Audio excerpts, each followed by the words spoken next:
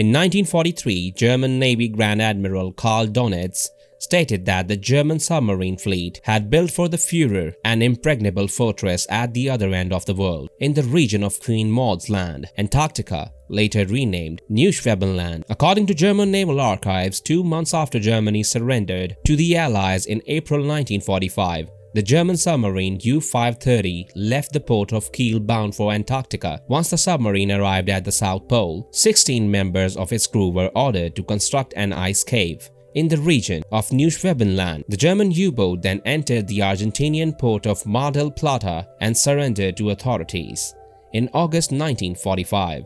1 month and 7 days after the surrender of U-530, U-977 also entered the waters of Mar-del-Plata and surrendered to authorities. In 1946, Operation Highjump commenced as part of the U.S. Naval Antarctic Developments Project, organized by Secretary of the Navy James Forrestal. The task force consisted of over 40 ships, including 2 destroyer-class vessels and the aircraft carrier, the USS Philippine Sea, and a number of planes that were outfitted with the Trimetricon, a magnetometer, and the recently developed Jet Assist Takeoff Bottles, JATO, which helped with takeoffs from the short runway on an aircraft carrier or for takeoffs on hard ice. It has been long thought by researchers that the Navy's mapping story was nothing more than a cover to shield the rail operation. They were looking for the underground Nazi base that warehoused German rail flying discs, known as Flugscheiben, and Thule Mercury-powered spaceship prototypes, also known as Flugmaschines. With so many conspiracy theories out there, it's hard to keep track of them all. Welcome to What We Know, where we try to uncover the histories and mysteries of the world by presenting all different theories out there, and the only narrative we push is this. Here's what we know, make up your own mind. In 1947, Admiral Byrd said,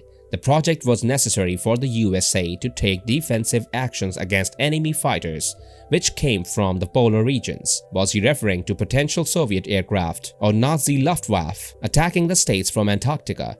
He never clarified.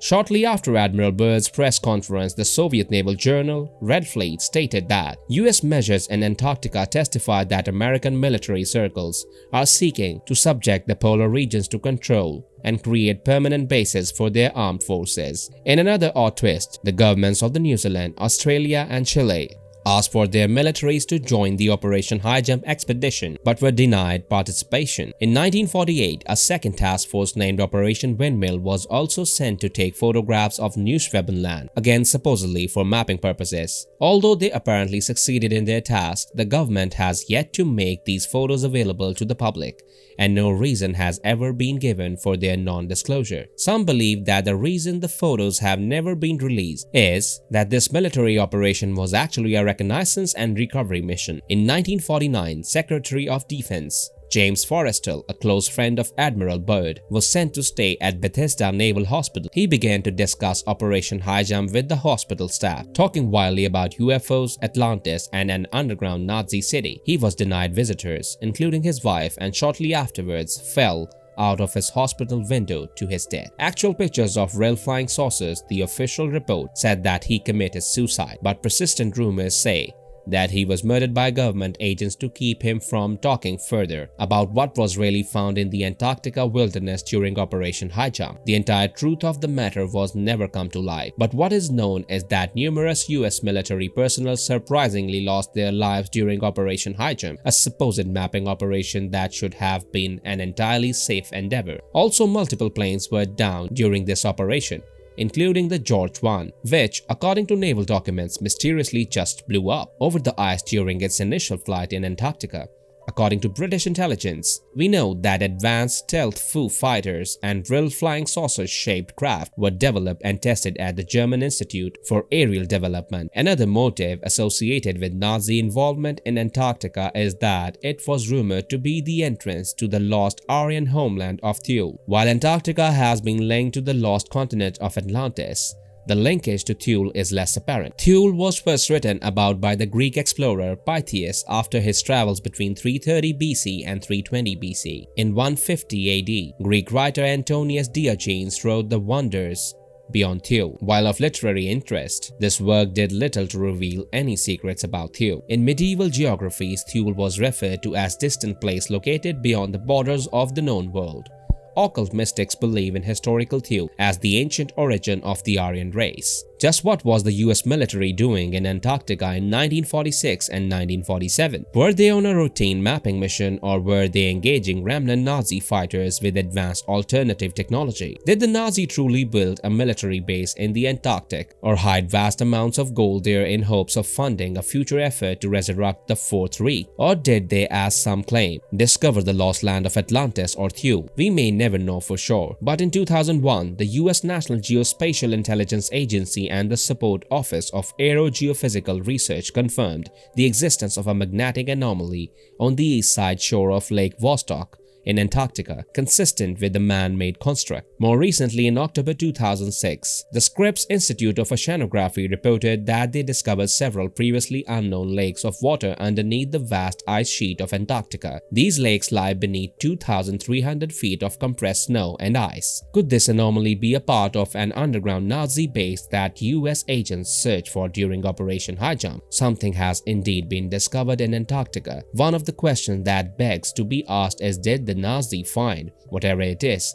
first? A book published in 1978 called Secret Nazi Polar Expeditions relates how the Germans had taken a ship with a small airplane on it that they launched from their ship after reaching the ice near Antarctica. It flew over the ice of Antarctica, presumably on a scouting flight, and then back to the ship. But the book didn't say anything about it supposedly found or what the Nazi party elite believed was an entrance to the inner earth. An interesting document has recently surfaced obtained by Joe Watson of Talkeetna, Alaska. Mr. Watson claims it is a copy of a letter written on 2 March 1985 in the German language from a German submarine crewman who was on board. In it is given certain coordinates for their mission, which apparently was to travel to the center of the earth. Their submarine was called U-209.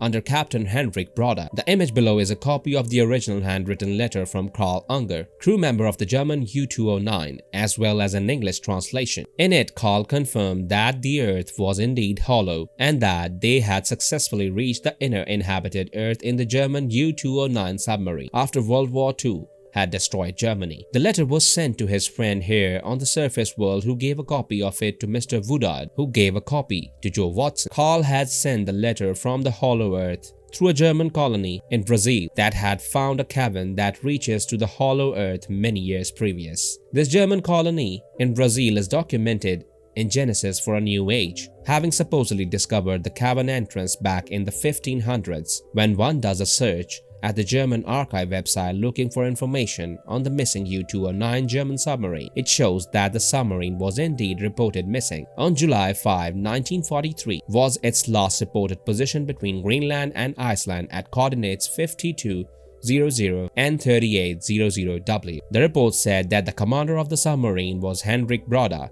In addition, documents obtained by the Soviets at the close of World War II recently surfaced, which shows a 1944 map from the Third Reich detailing not only the direct passageway used by German U-boats to access this subterranean domain, but also a complete map of both hemispheres of the inner realm of Agartha, the mythical name of the inhabited subterranean world. If that seems too unbelievable compared with those maps, this map done by the famed Tyrolean cartographer and artist Henrik C. Barron for the National Geographic Society beginning in 1966.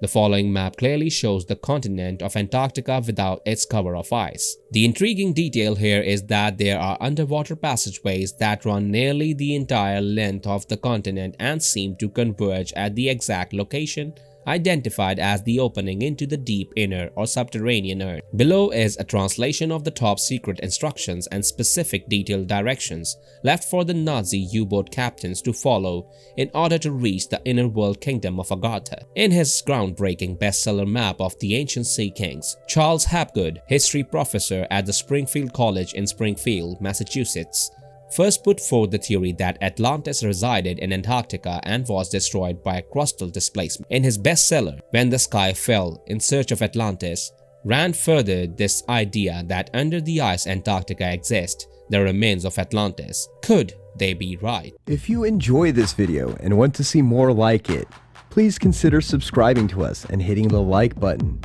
Feel free to write a comment below and suggest which theory you want to see next. If you'd like to further support this channel, please consider joining Our membership link will be found in the description box below. We appreciate your support, and as always, thanks for watching.